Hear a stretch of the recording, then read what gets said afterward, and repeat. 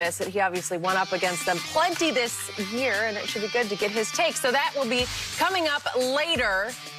Don't go anywhere. But first, Patrick Mahomes has plenty of guys to spread the ball to in Kansas City. Both Tyreek Hill and Travis Kelce are three-time All-Pro selections, and each have made it to at least 5 Pro Bowls as well. Both of Mahomes' best weapons also made the NFL's 2010 All-Decade roster. So, Shannon, who's more valuable to the Chiefs, Tyreek or Kelce? Skip, it's just, I don't know how you separate them and say one is more valuable than the other, because I don't know if they would work equally as well if the other wasn't in the offense. Let me tell you why. What Tyreek does is that he lifts the coverage so much that he draws the safety out, and so now Kelce gets to work one-on-one, either with a small corner or a linebacker. Okay, you're going to try to, you know what we're going to do? We're going to double Kelce. Now you're going to leave Tyreek one-on-one. See, even though... You can try to double both of them. you try, and that's when Mecole... That's when Mecole hard, but, you know, they always have someone going deep. Yep. Even though Tyreek's long touchdown runs are demoralizing, it's the third down, Skip. We about to get off the field. It's 3rd and 6. We like, come on, baby, you got to stop. We done stopped them twice. Or mid-4th quarter of the Super Bowl, 3rd and 15 from your 35. We're about to get off the field, and then here comes Travis Kelce. Travis Kelce led everybody in 3rd down catches for first down. He had 79, 92 if you include the playoffs. Skip, that's demoralizing, because now that keeps you on the field, and that gives me another 3-4 more cracks at you to get the ball into the end zone. See, I don't know if Kelce would be as effective if he didn't have Tyreek, and Tyreek wouldn't be as effective if he had somebody just controlling the middle, because you see how he gets over the top of guys? Because Winfield Jr. is looking at Kelce. Yep. Well, that's just enough. He can't get back there, and then Cheetah pieced him out. Skip, it's peanut butter and jelly. What do you, I mean, you can have a jelly. I've had jelly sandwiches. I've had peanut butter sandwiches. But they're not nearly as good apart as they are together. And that's what I'm going to say about these two guys. I don't believe they would be nearly as good apart as they are together. There's a reason why they've both been to 5 Pro Bowls. There's a reason why they're both on the All-Decade team. They're 3-time first-team All-Pro, because they work so well together. And they got that guy throwing them the football. Because, Skip, remember I said they had Alex Smith, but they weren't this with Alex, because Alex wasn't going to use Tyreek to his best ability, which is pushing the ball down the field. Okay, I hear you in tandem, in concert, peanut butter, jelly. By the way, if you just try a peanut butter sandwich, you better have some milk or something to get it down, because it's going to be hard to swallow that. No, right? You don't get that crunchy, Skip. I don't like the crunchy. Yeah. Some people like the crunchy. I can't do the crunchy. No. Okay. I am not a peanut butter guy. Oh, man. But I am a Kelce guy. I got to tell you, you played this position. You're in the Hall of Fame. As much as I have loved Rob Gronkowski, these many years, I've never seen anything like this guy. He's special. He is very special because he is so athletic. He runs routes like a wideout does, yet he's a big he's like 6'5", 260. Yeah, 260. So he ran at the Combine 4.6. We had George Kittle on yesterday, and I was talking to him about compare and contrast, which he wouldn't bite on, but Kittle ran 4.5 at the Combine. So I thought he's a tick faster. Yeah. Whew. Kelce plays so fast because he has stop-start quickness in his game. Right. He has wiggle to him that you just don't see. Gronk has no wiggle to him. He's Frankenstein monster. Right. But he can beast you. And in 2011, he just got virtually unstoppable just on sheer beast mode kind of strength, where Brady would just look for him, and he would just run through and over people, and he was just hard to get on the ground after he caught it. Well, this guy, you can bracket him, you can double him, you can triple him, and it's just hard because he has such a wavelength with Mahomes that they're running option routes in and out, and he's so quick for such a big man, and he can still shield you off. He can still, you know, just wall you off with his body the way Jason Witten used to in his prime. But Jason Witten didn't have any wiggle to him. No. Okay? And you need to have that, Skip. If you look at 3 of the top 5 receiving games from a tight end, they've come from tight ends in the West Coast system. Myself got the record. George Kittle is second with 213. Darren Waller just had 200.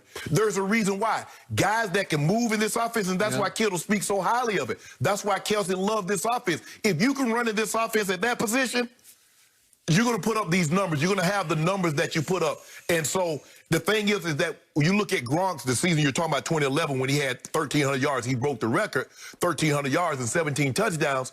Wes Welker caught 122 passes for 1,562. He was second in receiving yards to Megatron. So now, Skip, you see what it, because everybody was trying to play in and out on Welker, and now you got Gronk just killing the safeties and the linebackers running the seam. Nobody feared that Wes Welker was going to run past No, he ain't running by you, Skip. But the only time I ever saw him run by anybody was in the second Eli Super Bowl, and Brady was a little high and outside to him because he just doesn't run those. It's just like he ran a post route. He just kept running right through the coverage. Brady was trying to spare him. He ran a seam, Skip, and Brady saw the safety inside, so he tried to back shoulder him, but Wes was kind of running a little bit too fast, and he couldn't open his hips enough. How many of those did you ever see Wes catch? Not many. Not many, but that's a routine catch for Wes. He should have caught it. Yes. It wasn't Brady's best throw. It wasn't his best throw. Okay. But Brady was actually trying to protect him for the safety, because if he'd put it where he was supposed to, the safety, you want to take that shot into the back. By the way, if Wes Welker catches that ball, over. We might be talking about 7. Yeah, it'd been over. The Giants couldn't have got the ball back. But Skip, it's just when you look at Tyreek, yes, Tyreek is the headliner, Skip, because of that speed. We see him do things that we've never seen the receivers do. The way he could just take a 5-yard route and get 70 yards down the field, like 2 steps, he's full speed. Clearly, he's the most lethal deep threat in pro football today. Yeah. But Travis Kelce is the most lethal first down threat in football today, because to your point about 79 first downs on 3rd down to 57 for Tyreek. Well, what a security blanket. 3rd and 5, 3rd and 7, 3rd and 4. And 90. Guess who? I'll just throw. And he got another 90. He got another 13, Skip, in the postseason. Yep. And it's no coincidence that both guys have gone over 100 yards receiving in both games. Now, although Tyreek doesn't have any touchdowns, but you look at those monster numbers that he had against Buffalo. He broke the game open.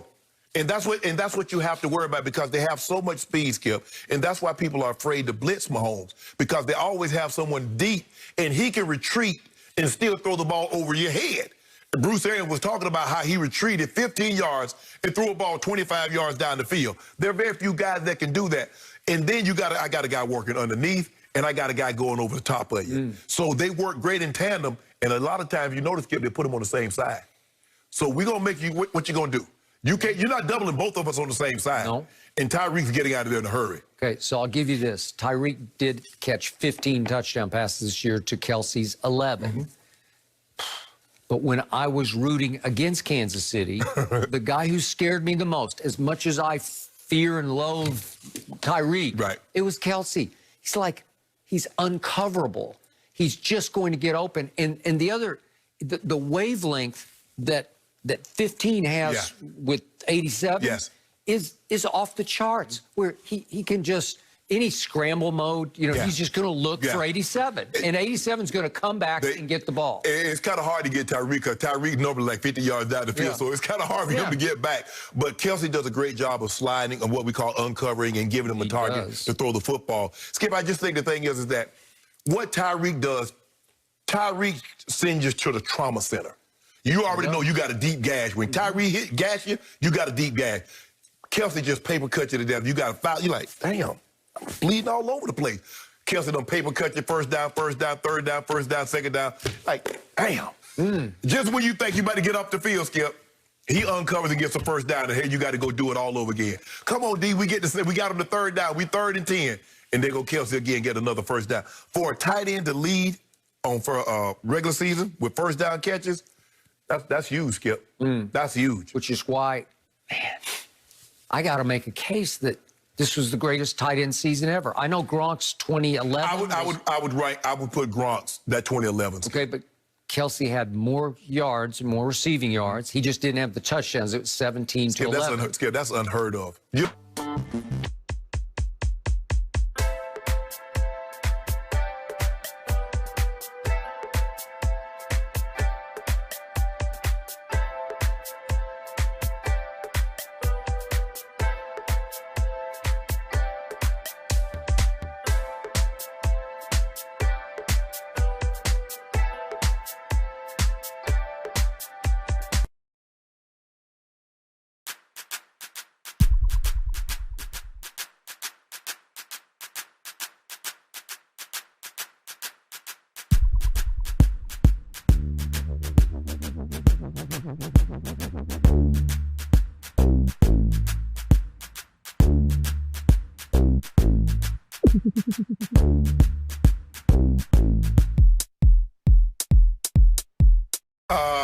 Skip, the Chiefs were basically the favorite coming into the season, and it tells me that people believe, the bettors believe that the Chiefs are going to win the game. Yep. Now, unless some whales come in and they start laying down $500 to a couple of $1 million on the Bucks, I don't see the line. That's what sways the line. These little $20, $30 bets don't move no line. When you get these whales dropping $500,000, $1 million, $2 million on the Bucks, that's what's going to move the line. I don't think that's going to happen. I don't think that's going to happen either, Skip. So that's all I can tell you what's going to happen. And Mahomes has won 25 of his last 26 games in which he started. They've been on an unbelievable roll, and they've been the favorite since they won the Super Bowl last year. So, and looking at the way Mahomes is playing, and people looking at, well, Tom, look,